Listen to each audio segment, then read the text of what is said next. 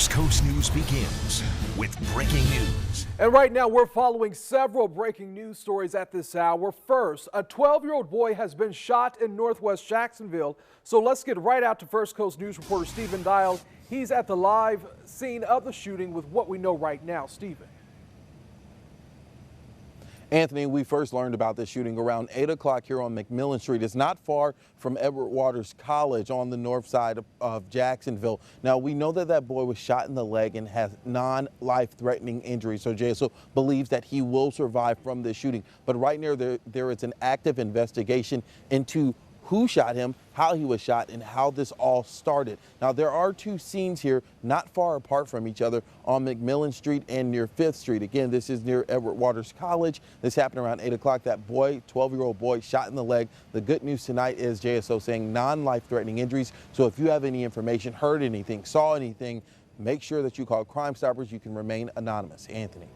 Stephen Dial, thank you. Also breaking right now, the barracks at NAS Jax have been evacuated because of what we're told is a bomb threat.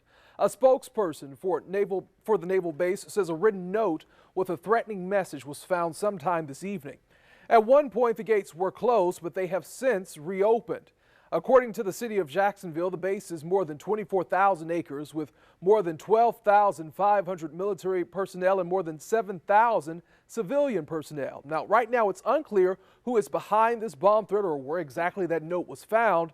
An investigation is now underway, and once we learn more, we'll be sure and bring it to you. A busy night in Riverside for firefighters. Right now, crews are working to knock out a house fire on Oak Street. We're told JFRD is still on scene. This comes just hours after another house fire over on Post Street. These are some new pictures from the scene. It's unclear what started either of these fires, but we know there are no reports right now of any injuries.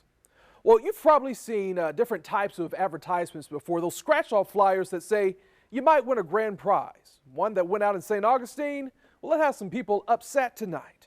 They had told him that he was the grand prize winner and he should come in. He took off work to do it. And so he just lost money. I get that they want to get people in the door, but this is not the way to do it. And we've been contacted by several people like Tom Hamilton, who you just heard from there, saying the ad made them think they were actually winners of a new car. Well, tonight, we're looking at how legal these flyers are and how the company is responding. Julia Janae has more for us. That's right, Anthony. The process seems to work something like this. A person gets a mailer like this and scratches off lotto style, and they see the word winner. Then they call the number to confirm. Now, St. Augustine man Spencer Boyd told us that the woman on the phone told him that he was the grand prize winner, prompting him to take a trip to the St. Augustine Nissan dealership, but he quickly learned he didn't win anything significant at all. Now, we set out to verify whether the scratch-off ad for questionable winnings are legal and whether telling someone they won a grand prize to drive customers is legal. Now, this scratch-off ad has some fine print saying that the images may not reflect the actual prizes. And James Spicer, the manager at the St. Augustine dealership, says what you're really winning is a chance to win. The odds are 1 to 50,000. Spicer told me told me that their most recent winner collected in 2015. Another man in 2010 won a car and he opted to take the money instead. Now, consumer protection attorney Todd Davis in Jacksonville says businesses are governed by Florida's Deceptive and Unfair Trade Practices Act.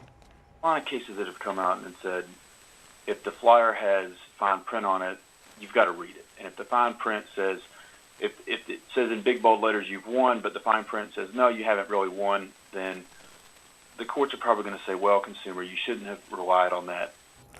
But Davis tells me that telling someone they've won when they really haven't does not fly. But if you've got a receptionist answering the phone saying, yes, you've won, we're confirming essentially what the consumer might have thought from the flyer if they didn't read it carefully, and then telling them to come on down, that's taking the level of deceptiveness, it's taking it to another level, essentially. The dealership says they don't handle those calls directly. A third-party company does, but the manager would not release the name of that company to me. Now, this isn't the only dealership with these scratch-off ads or the only time a customer has been outraged. What you're seeing here is an incident in September in Sarasota. A man clubbed a salesman after learning the scratch-off winnings that he was told about weren't as they appeared. he was immediately arrested. Now, we were able to verify that this flyer may be fully legal because of that fine print.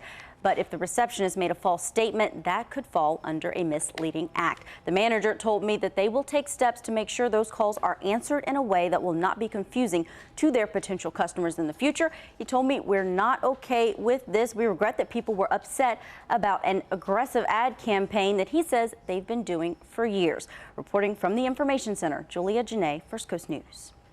Julia, thank you. New tonight, a former federal prosecutor from Jacksonville has been found dead on a beach in Hollywood, Florida. 37-year-old Barrington Wisenet Jr., a father of three, was found with a head wound, fully clothed in a business shirt and black pants. Now, one of the men who found him describes it just as heartbreaking. Devastating to find a human being. Just a real heart-wrenching scene, Wisenet was the assistant state attorney in Jacksonville before later opening his own practice in Miami. The U.S. Attorney's Office says they are deeply saddened and that he was, quote, a wonderful lawyer and a great colleague. Investigators are still trying to figure out how he died. Well, thousands of you will be on the roads this holiday weekend, and this weekend you might not even notice a state trooper might be riding there right next to you. And here's why. Florida Highway Patrol has a stealthy new vehicle that just hides in plain sight. Stephen Dial was the first Jacksonville reporter to show us how FHP is going subdued, I should say, to keep people safe. I've issued 130 seatbelt citations since Monday. Trooper Joseph Farley has been busy. I was traveling at 5 miles an hour over the posted speed limit back there already, and you passed me quite quickly. He's doing what every other trooper is doing. Second thing I cited you for is driving on a suspended license. But for most of the people he pulls over, they don't even know he's law enforcement. People don't notice this as well as they would a fully marked car. Farley is driving FHP's new subdued vehicle. This vehicle is blacked out.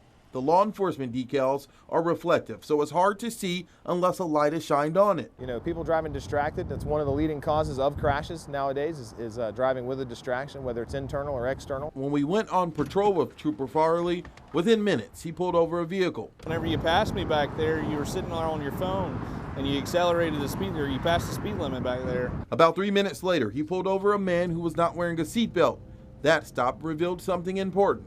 Individual drove right by me, knowing that his license was suspended. He says being able to drive a car that's not noticed has helped make the roads safer. Nearly 60 DUIs for the year.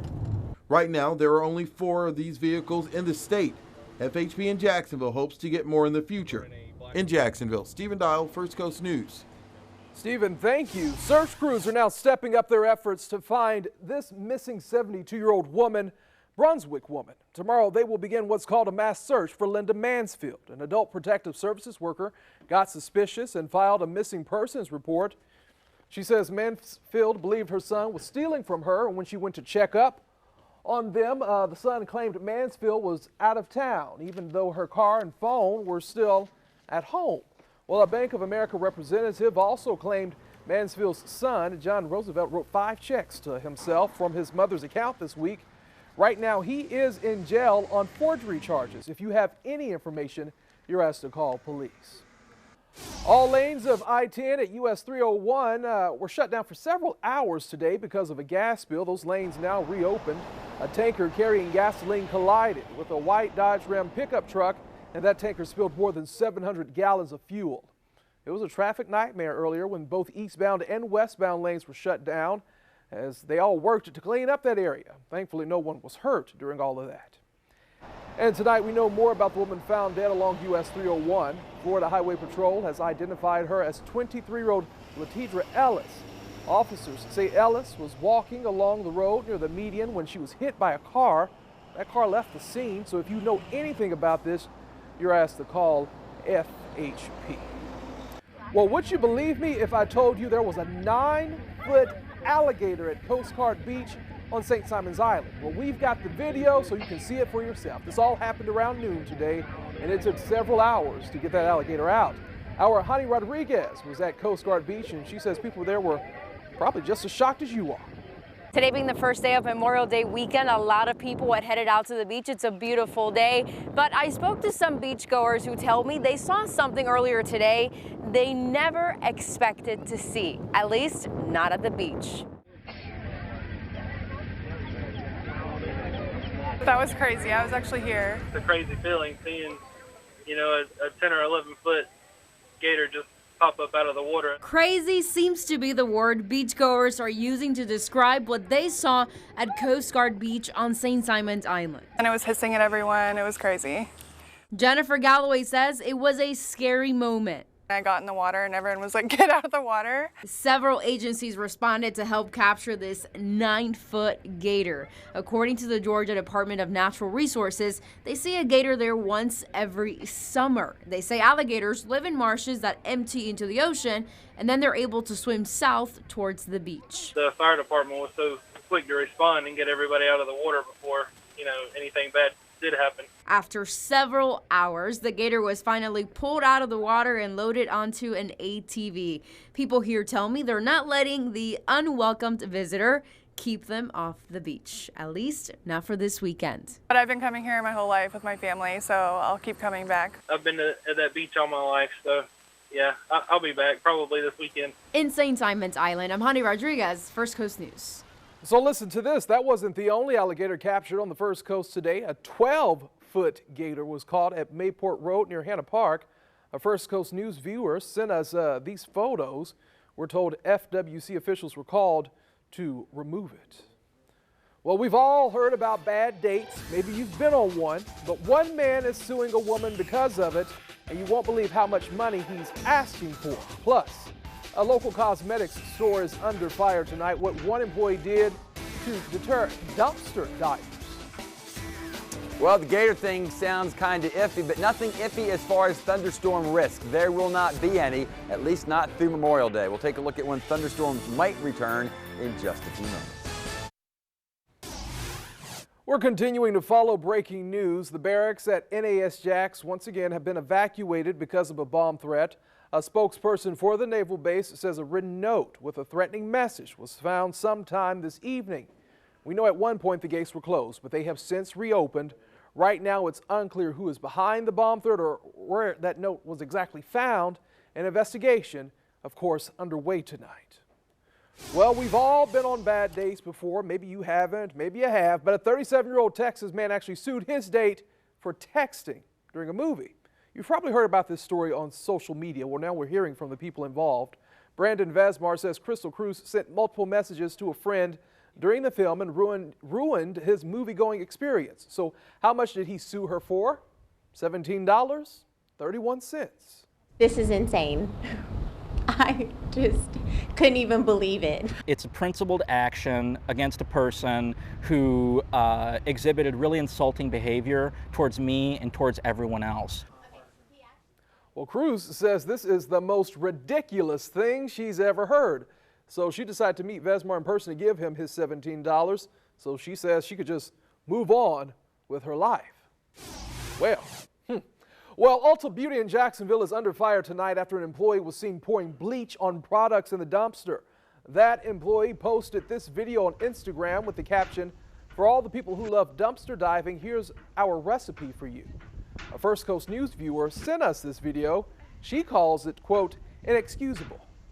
Just the fact that somebody would potentially go into that and maybe try to use an eyeshadow palette, just the fact that they could potentially get hurt just made me mad and a lot of the other girls. And Ulta did respond, saying health and safety is their #1 priority. They say they strongly discourage dumpster diving and the products they discard are already damaged, used, or expired.